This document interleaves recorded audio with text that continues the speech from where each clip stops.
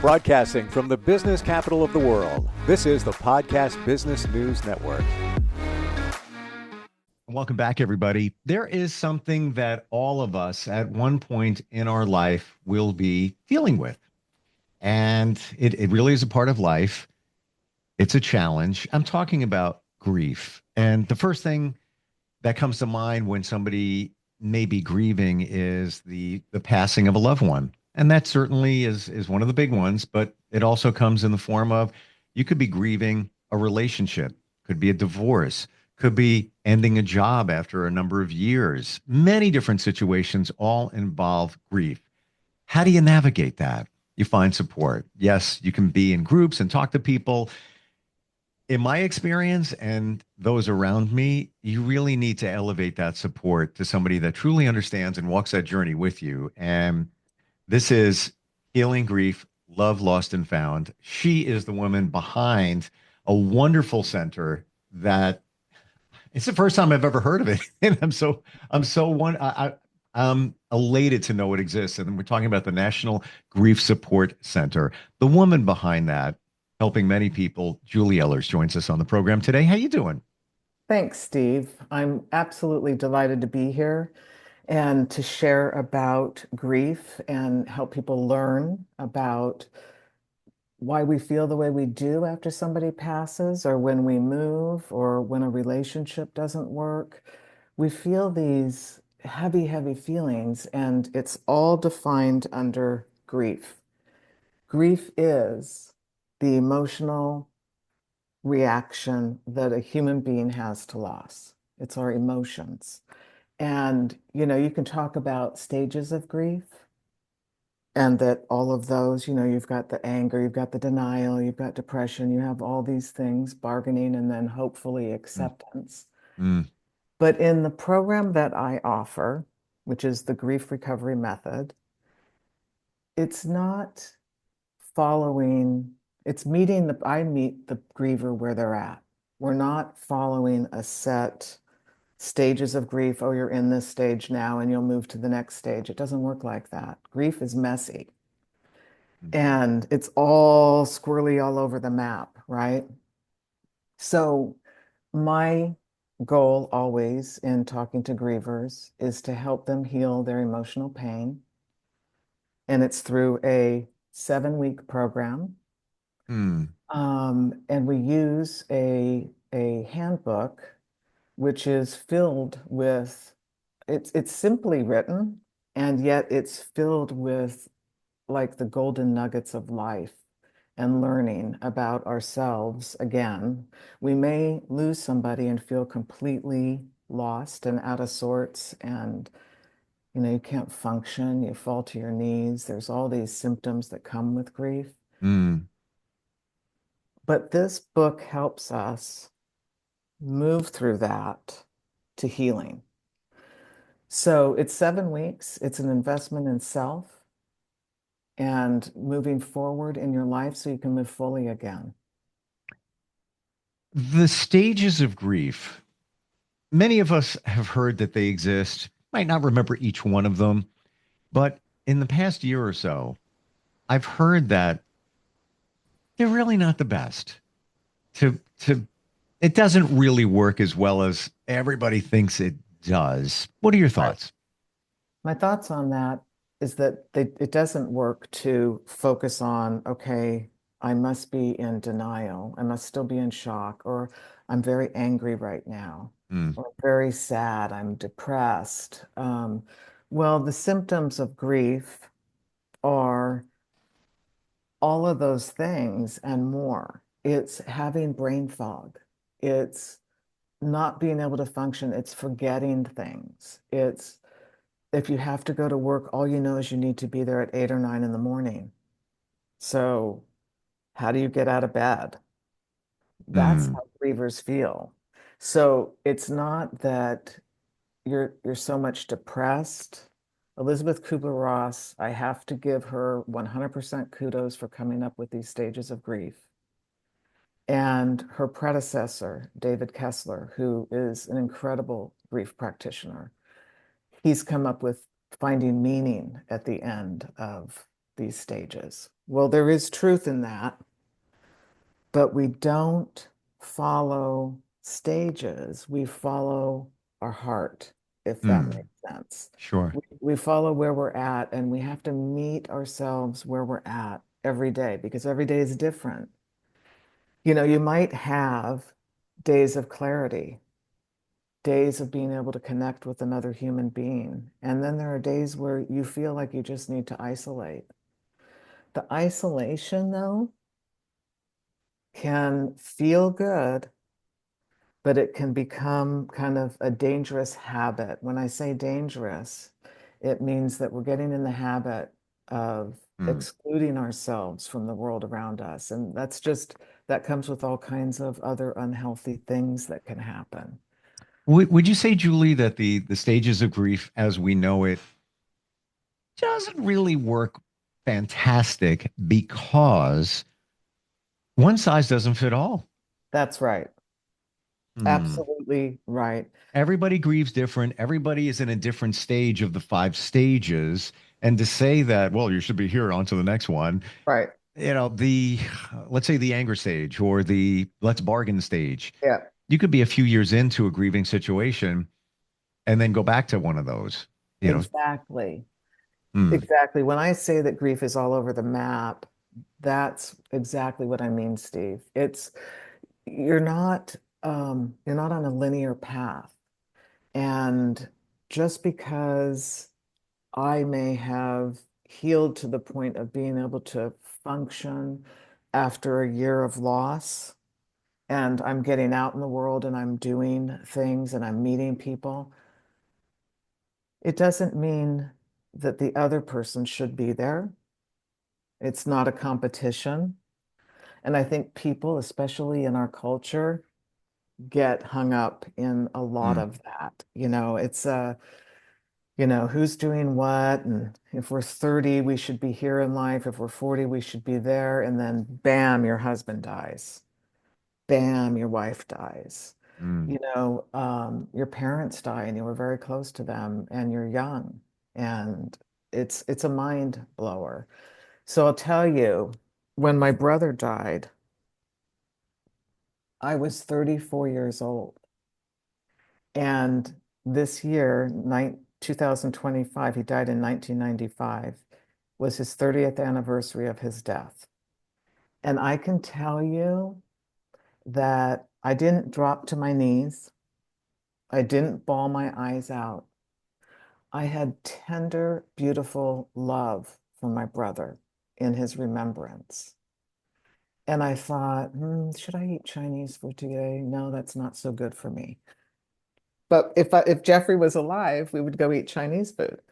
Um, Mm, so what I miss about him is his unconditional love.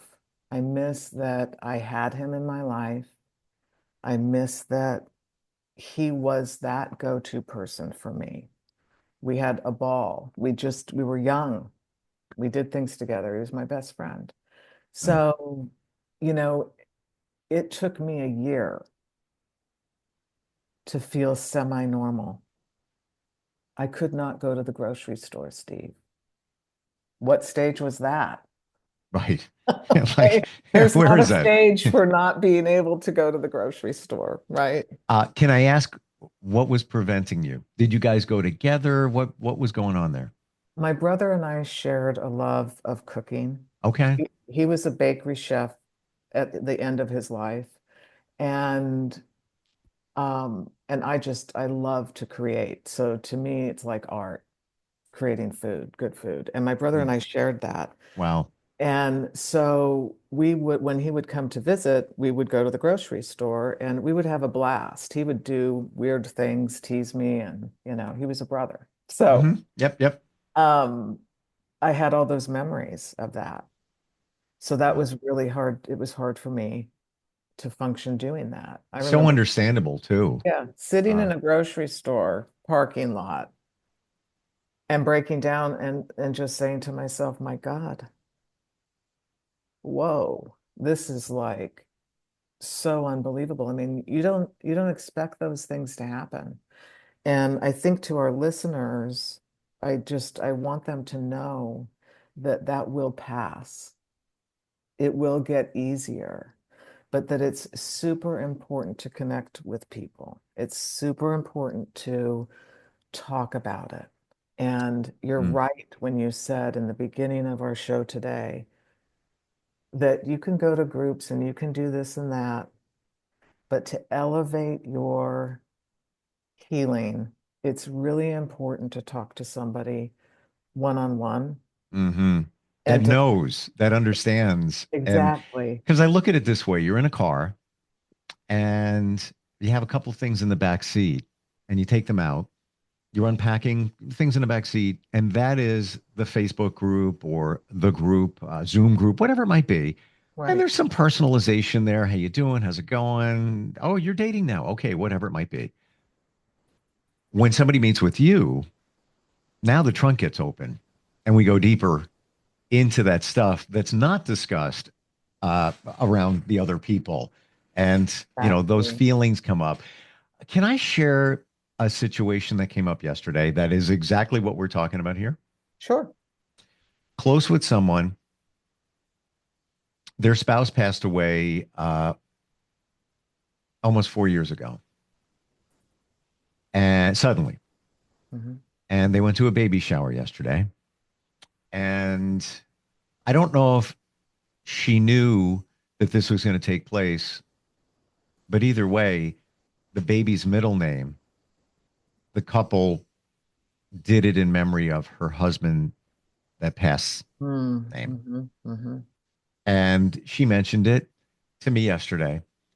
And well, basically she said that's really nice, but another reminder, that he's gone now, Mm. and that's the first thing that came up. Hmm. Um, didn't really know what to say, you Right. know. Basically, it's nice that they were thinking of you. Mhm. Maybe kind of look at it that way. In his memory, they're honoring. Um, but for her feelings, I didn't know what to say. And I wonder what your thoughts are on her feelings based on what I just told you. She's not healed yet, number one. So it's hard for her to still have those reminders. Her words were just another thing to remind me of him, rather than seeing it from the perspective of others do, like my cousin named her baby boy Jack. Well, there's two Jacks on both sides of her family now. Her husband has a Jack who's special in his life, and she has her grandfather who passed away, I don't know, about 10 years ago now, which is my grandfather also. Mm, And they named him Jack. And yeah. our whole family, okay, is just thrilled about Wow. that. Okay. We are just, it's so special to us because he was such a great human and he lived to be 100. And we all knew him for such a great part of our lives. So your friend is not in that space yet. She's 4 years into the loss, Yeah. and maybe she needs to talk more about the loss. Maybe she needs to dig a little bit deeper into the acceptance part. She's not accepted this 100%. And and people who are supportive like yourself don't know exactly what to say. You said the right thing in our natural world. You did say the right thing, which is, well, what a nice reminder, then what a nice thing of them to A do. memorial. Yes, Yeah. it's a memorial, and it's also like a sort of ritual to carry on the name, to never forget. And I just think it's a very beautiful gift. And I hope that she does feel that way one day. I know that she does, but the grief feelings overshadow it, if you will. Yes, And yes. I want to share something else. This is not about me, but I believe things happen for a reason Hmm. and you react to them. Hmm. So you just shared something. It got me thinking. My father passed when I was young. Didn't have a great relationship with him. My parents got divorced when I was very, very young. Hmm. he would have been, you're talking about somebody who would have been 100. He would have been 96 this year. Wow. This is the reason I'm bringing this up. His name was Jack. Oh my gosh. You see, everything happens for a reason. 100 Steve. billion%.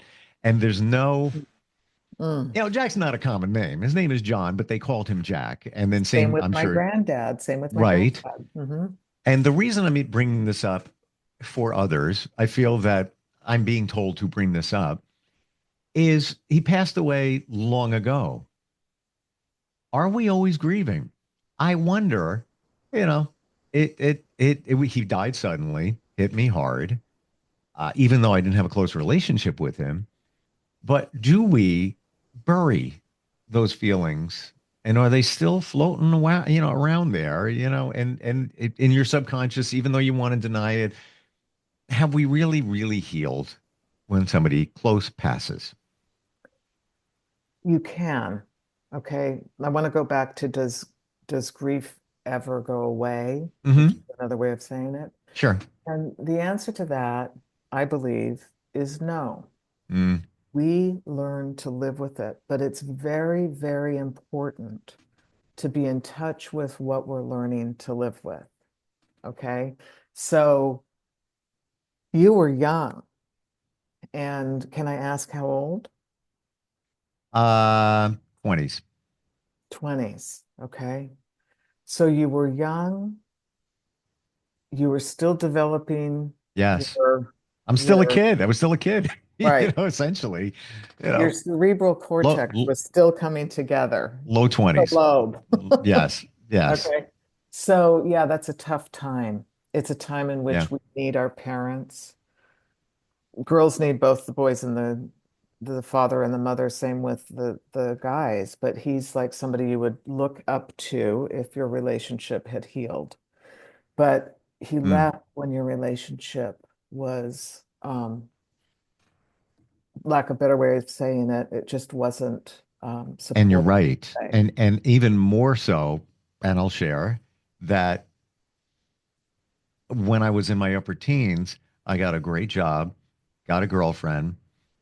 I almost had that thought of, you know what, you weren't around, so blanket. I'm not going to be around. I'm going to be doing my thing. And, saw him very infrequently. But after he passed, a number of years after that, I realized, wow, he loved the water. And so do I. Hmm. Then I realized, this is in the last few years, Hmm. I'm living his life. I am him. Okay, right. Yeah, And that happens. Now, you don't have to live the life that you didn't like about your father. sure. You can change that up. Of course. I mean, we all change up things that say we didn't like about our parents, and we try and do it better. They did the best they could with what they had. Hmm. And there is a lot of truth in that. I've always had trouble with that phrase, but I feel better about it today because I see I see a difference in the people who raised me when I was little, and as they got old, my dad has since died 10, 11 years ago. Mm. And mom is still alive and love her to pieces. But the two of them were not perfect. And so when people die, like you are experiencing, you reflect on who they were, how it impacted you, and then who you are today. Yep. And and so is the grief still there? Yes, because you didn't get to talk to him before he died. He died suddenly. Yes. And so, with that, there's probably a lot of unspoken feelings, unspoken thoughts. 100%. Yes, and you can't share with him. That's what I missed the most about losing my brother is I could no longer share my life with him in the tangible way that I did. Hmm. Pick up the phone and you called then. If we had texting, Yep. I would have been texting. You have lunch with people. And so you can heal parts that are still unhealed. You can do it one on one. You can attempt to do it alone, but I don't believe that that works. Certainly not 100%. And Hmm. um, but even when you go through a program like what I offer, the Grief Recovery Method program, at the end of the program, grievers will tell me, my God, what a fantastic, journey that's been. Lots of good stuff happened for them. They healed many parts and have a huge understanding of where they're going forward. You you said a word, and I wonder if you said it intentionally. Healed many parts. There are many who believe that we have many parts. I'm not Yes. talking about multiple personalities. No. There's parts to our personality, and it's like different people you are, Right, right, and you have to heal those parts. right, But we really don't realize it until somebody like yourself points that out.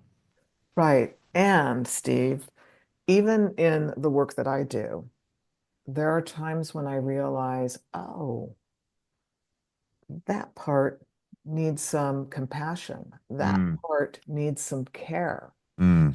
And I might phone up a colleague and ask for their support in what I am wanting to heal.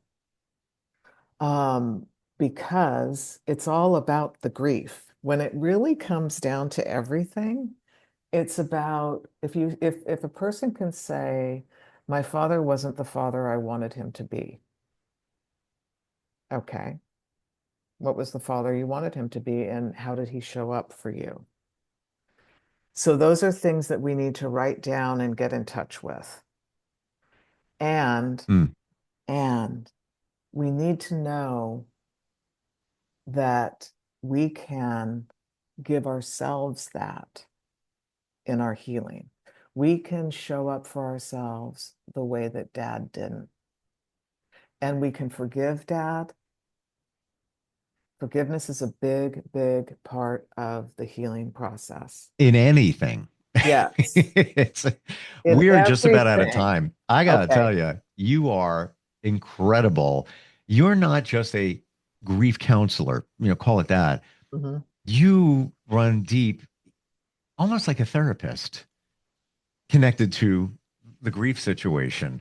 mhm. The insight you have, we all just started Right. talking about all of this. So insightful. And it's interesting.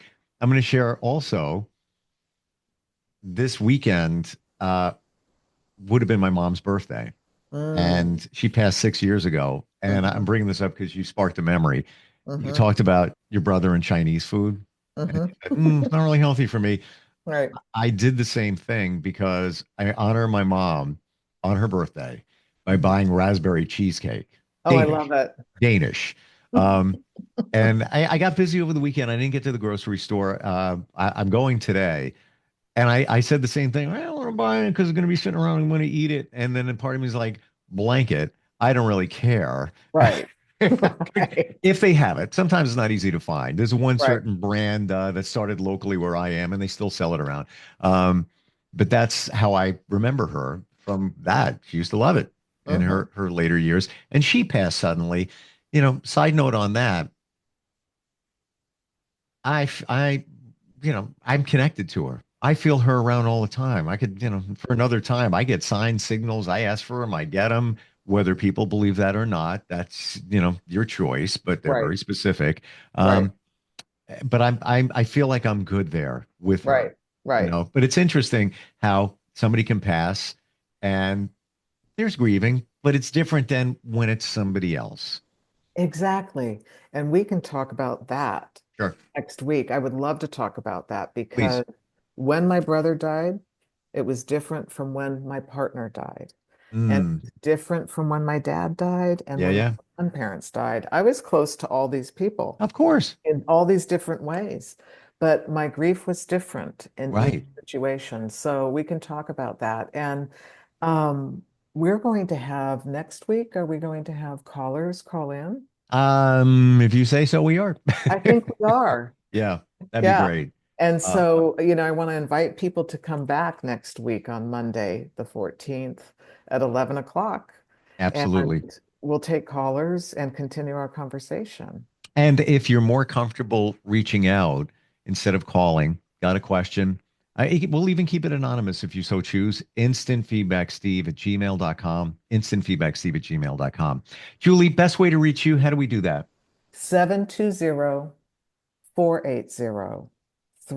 720-480-3317. That is my direct line. You can text it. You can call me. I'd love to chat with you and give you support and answer any questions you might have. You have a friend. Yep, you do. Yeah. You do. And You're not alone. you're not alone. No. And it's okay not to be okay. That's huge. It's okay not to be okay. Once you admit you're not okay, you're okay. That's right. Many Don't you times. love the Jelly Roll song that's so popular? I'm not okay. Yeah. That is a spectacular song. Uh, And I mean, it can resonate with people at different times in their lives, but my gosh, it is okay to not be okay. well, finally, we're okay saying this, and Mhm. we're beautifully broken. My friend, Right. my friend wrote a song years ago, a local musician, and I never forgot this lyric. My core is still the same, but there's a few more cracks there in my shell. And it's an upbeat song. I love it. That's I what we love are. it. NationalGriefSupportCenter.com is the website. And Julie, great talking with you today. Looking forward to getting together next time and providing support, insight on this thing that we all deal with. Appreciate it. Thank you, Steve. Have a great day. You too. We'll be right back.